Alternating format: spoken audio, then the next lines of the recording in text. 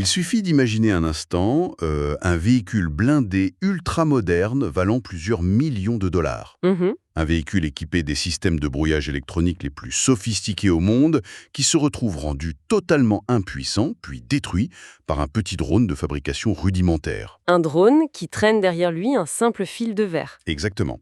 Cela ressemble vraiment à un scénario de science-fiction dystopique. Tout à fait, mais c'est pourtant la réalité tactique exacte qui s'est déroulée au Moyen-Orient ces derniers jours. Bonjour, nous sommes le matin du 20 mai 2026. Bienvenue pour cette nouvelle analyse en profondeur de l'actualité internationale. Bonjour à tous. L'édition d'aujourd'hui est consacrée à une région où l'histoire s'écrit quotidiennement et sous une très haute tension, à savoir le Liban. C'est un dossier particulièrement complexe, en effet. Absolument. L'objectif est d'examiner les événements de ces 2 dernières semaines avec le calme, la rigueur et la précision que notre audience est en droit d'attendre. Sans céder au sensationnalisme. Voilà. Avant de dérouler le fil des événements, il convient de mentionner que ce décryptage est rendu possible par ProWave AI et sponsorisé par Stylo News. Oui, l'application d'actualité générée par intelligence artificielle. C'est ça. Et fait remarquable, il s'agit de la version grand public du logiciel Stylo IntelOps, un outil initialement conçu pour les opérations gouvernementales, militaires et les grandes entreprises. Ce qui offre à notre audience un accès inédit à un instrument utilisé par les décideurs du monde entier pour traquer et synthétiser le renseignement global de manière instantanée. Précisément. Le titre officiel de notre exploration d'aujourd'hui s'intitule Lebanon's Dangerous Balancing Act, qu'on pourrait traduire par le dangereux jeu d'équilibriste du Liban, diplomatie, drones and deterrence.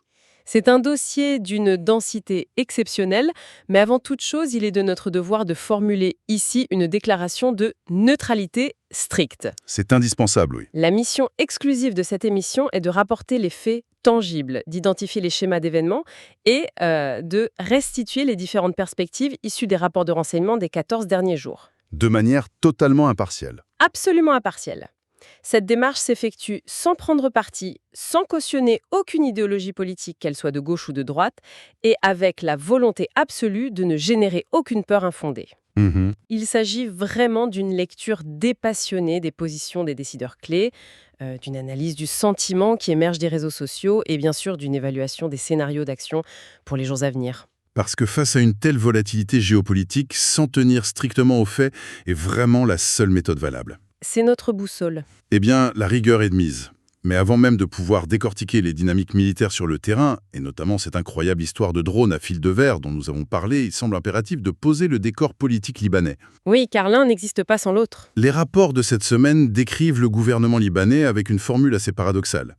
Ils parlent d'un État fragile, mais fonctionnel. Concrètement, qu'est-ce que cela signifie ? Eh bien, c'est exactement cette nuance qu'il faut saisir.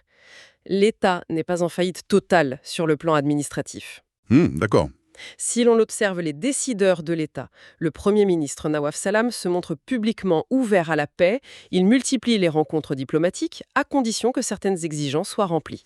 Et du côté de la présidence ? De son côté, le président Aoun réclame avec insistance une présence exclusive de l'État et des forces armées libanaises au sud du fleuve Litani. Donc, l'objectif est de projeter une image de souveraineté. Tout à fait. Pour maintenir la légitimité du pays sur la scène internationale, l'État continue de payer ses fonctionnaires, de faire fonctionner ses ministères, de discuter avec les Nations Unies.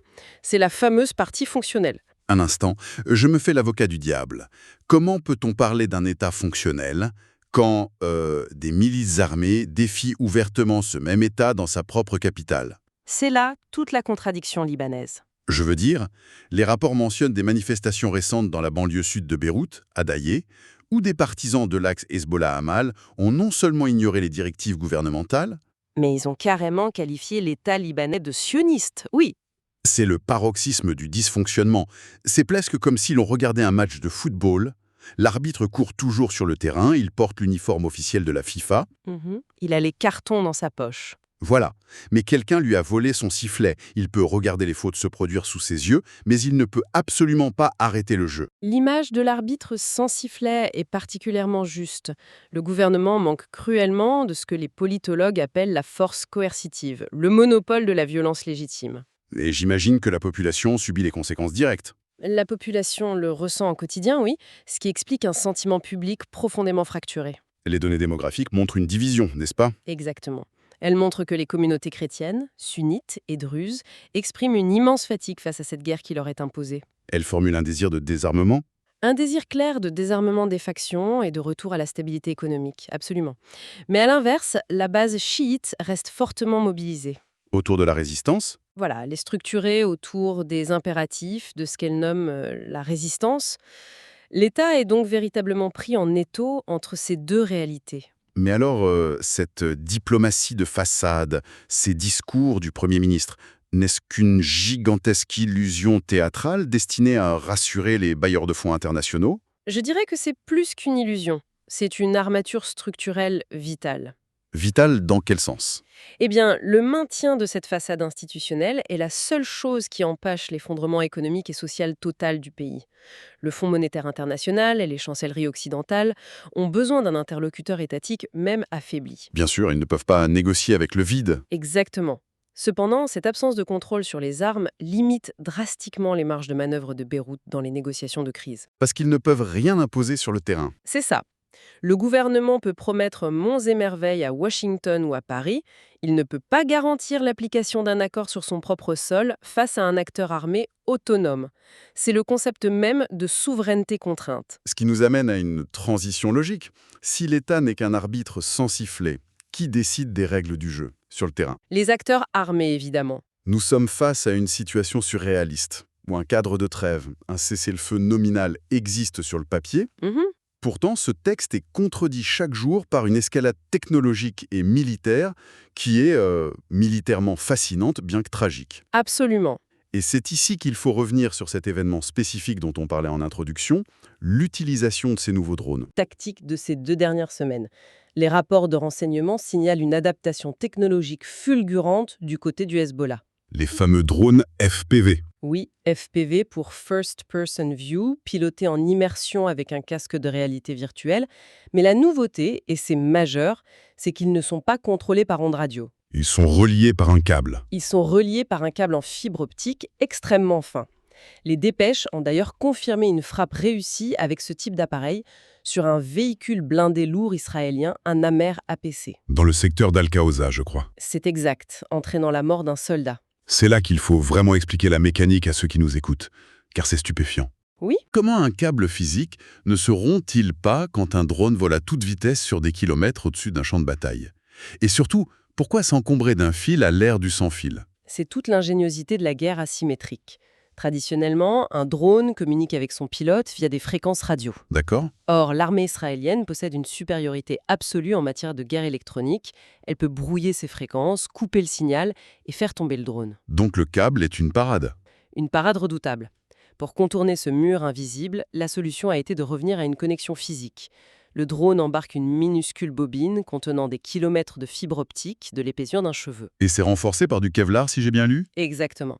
Et au fur et à mesure que le drone avance, la bobine se déroule librement depuis l'appareil et non depuis le pilote. Ah, je vois. Cela signifie qu'il n'y a aucune tension sur le câble. Précisément, le câble se dépose littéralement dans les airs au passage du drone. C'est brillant d'un point de vue purement mécanique. Et stratégique, comme il n'y a aucune émission d'ondes radio, les systèmes de brouillage électronique israéliens, qui valent des milliards, deviennent complètement inutiles. Le pilote garde le contrôle total. Il reçoit un flux vidéo en très haute définition, sans aucune latence, totalement insensible aux interférences.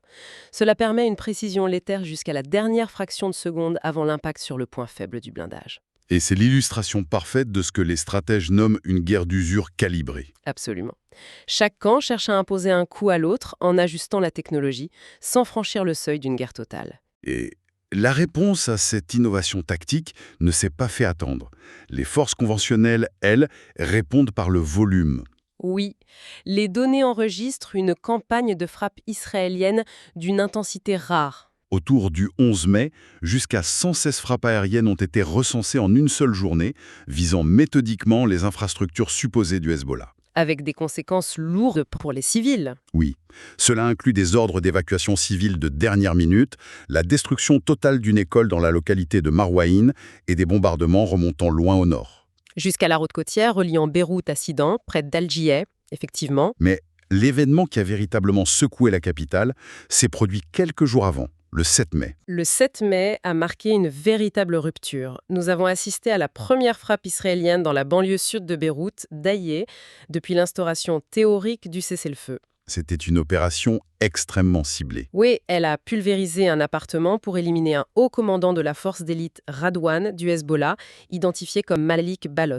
Déplacer la violence du sud du pays jusque dans le cœur urbain de la capitale, ça change immédiatement la donne. La donne symbolique et opérationnelle, oui. Cela envoie le message clair qu'aucun sanctuaire n'existe. Sur les réseaux sociaux, d'ailleurs, cette guerre se vit en temps réel et de manière très polarisée. Tout à fait. Des comptes spécialisés en renseignements de sources ouvertes comme Osint Warfare ou des médias comme Middle East Eye relaient ces frappes avec des vidéos géolocalisées. Et les algorithmes font leur travail d'enfermement. Précisément, ils enferment les utilisateurs dans des réalités parallèles. D'un côté, les comptes pro-résistance célèbrent la résilience tactique et l'ingéniosité de ces fameux drones à fibre optique. Et de l'autre côté de l'échiquier numérique, d'autres alertent avec des images glaçantes sur le coût humain insoutenable, en documentant les déplacements de populations massives fuyant le Sud. C'est un contraste saisissant. Cette observation est fondamentale. Mais il faut bien comprendre que cette escalade tactique très précise, ce jeu de ping-pong mortel avec des drones et des avions de chasse, ne se produit pas dans un vase clos libanais. Non, bien sûr, le contexte macro-géopolitique entre en jeu. Immensément.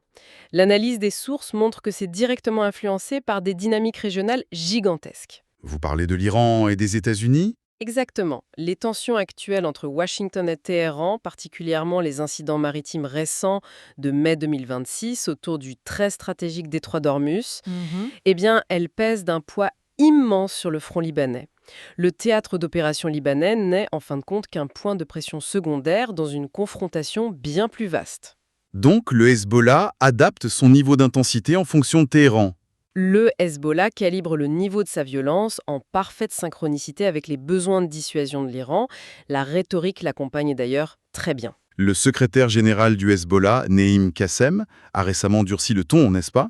Oui, il a réaffirmé avec force que la résistance armée se poursuivrait face à ce qu'il décrit comme l'agression américano-israélienne. Et de l'autre côté du spectre, la diplomatie américaine tente de forcer la main au gouvernement libanais. Avec une pression colossale. Les rapports indiquent que Washington met Beyrouth au pied du mur. Le financement vital accordé aux forces armées libanaises, les fameuses LFA, pourrait désormais être strictement conditionné à des actions concrètes visant à contraindre le Hezbollah. Et c'est là que la logique diplomatique semble se heurter à un mur d'incompréhension. Oui, c'est presque absurde. Demander à l'armée libanaise, qui est déjà dramatiquement sous-financée, Qui dépend de l'aide internationale pour payer le carburant de ses jeeps. voilà, et qui est composée des mêmes divisions religieuses que la société civile, lui demander de désarmer par la force un groupe militaire aguerri comme le Hezbollah, C'est une mission impossible. n'est-ce pas la recette mathématique pour déclencher une guerre civile instantanée ? C'est le dilemme absolu, le véritable nœud gordien de la politique libanaise. Et les diplomates américains le savent parfaitement.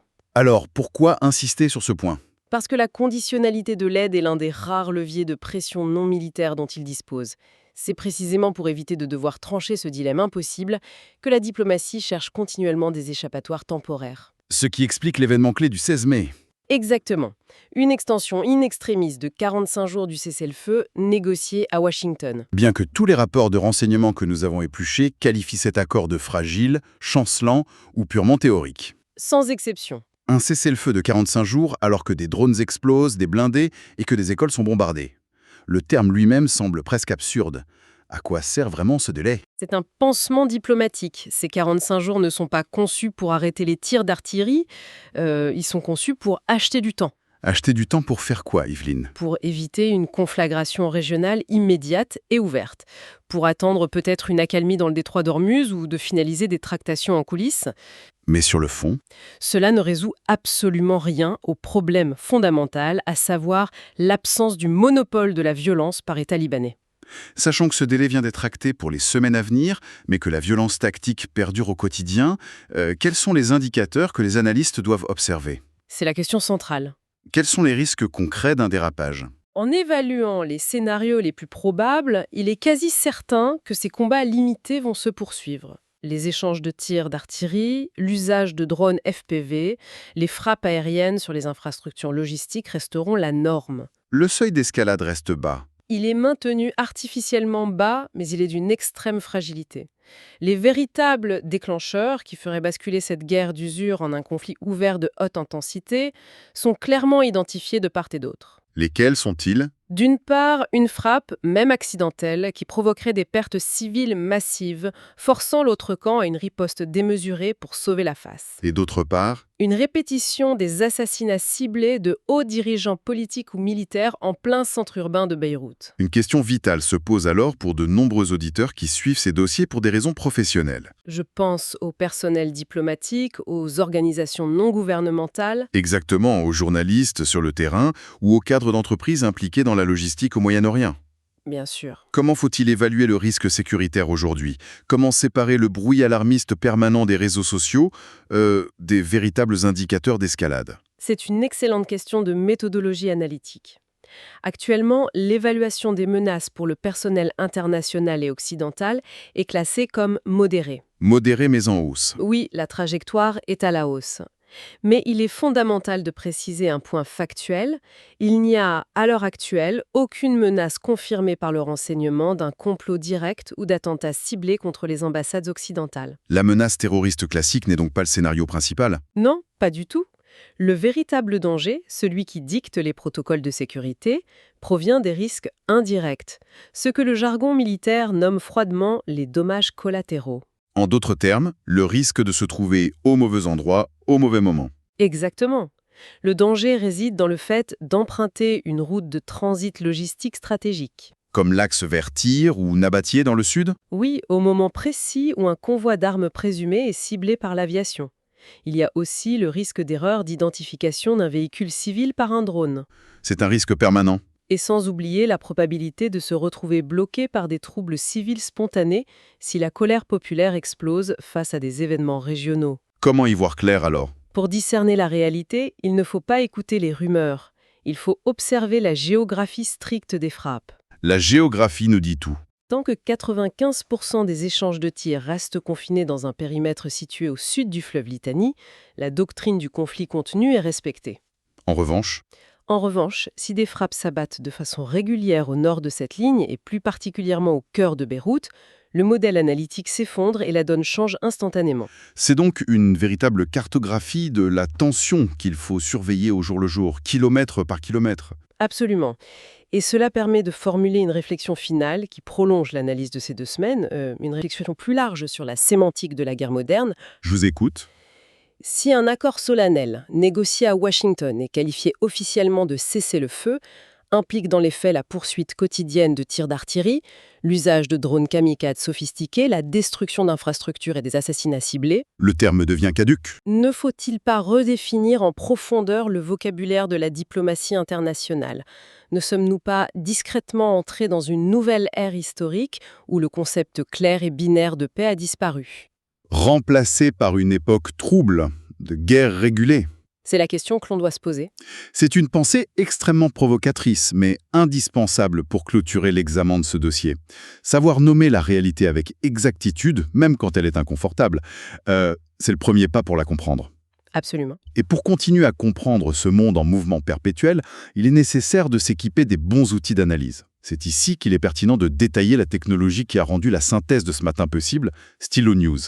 Un outil remarquable. Comme évoqué lors de l'introduction, Stylo News n'est pas un simple agrégateur de liens cliquables. Non, c'est beaucoup plus profond que ça. C'est une application mobile et de bureau sophistiquée, téléchargeable dès à présent, qui permet de générer des synthèses d'une précision chirurgicale. Ce sont de véritables notes de renseignement personnel, totalement personnalisables. Propulsé par l'intelligence artificielle. Exactement. Le moteur de recherche scrute le paysage mondial de l'information en continu. L'outil ingère, recoupe et traduit automatiquement les données provenant de plus de 250 sources traditionnelles. Mais aussi des flux en direct des réseaux sociaux comme X ou des forums spécialisés. Il va même jusqu'à analyser les sous-titres de vidéos régionales. Qu'une information stratégique émane d'une agence de presse européenne, d'un média local du Moyen-Orient ou d'un rapport de terrain, l'intelligence multilingue la traite instantanément dans plus de 20 langues. Le résultat est fascinant et il offre une vision globale, parfaitement sourcée. Et surtout dépouillée de tout le bruit émotionnel ambiant. C'est l'essentiel pour rester objectif. Pour toutes les personnes dans le métier où la curiosité exige de suivre l'analyse de modèles d'événements, d'identifier les décideurs clés et de comprendre les dynamiques géopolitiques avant qu'elles ne fassent la une des journaux télévisés, l'exploration de cet outil est vivement recommandée.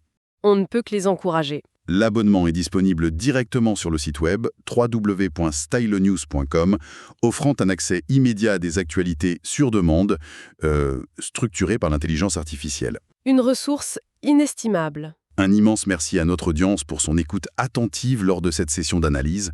C'est toujours un privilège de décortiquer ces sujets complexes pour un public aussi exigeant. Merci de votre attention. Il est toujours possible de proposer des thématiques pour de futurs décryptages approfondis en contactant les équipes de production ou en suivant Stylo News sur les différentes plateformes sociales. Au nom de toute l'équipe, merci de votre fidélité. Excellente journée à tous. Nous souhaitons à toutes et à tous une très bonne journée, avec la promesse de nous retrouver très bientôt pour une nouvelle lecture méthodique de l'actualité mondiale.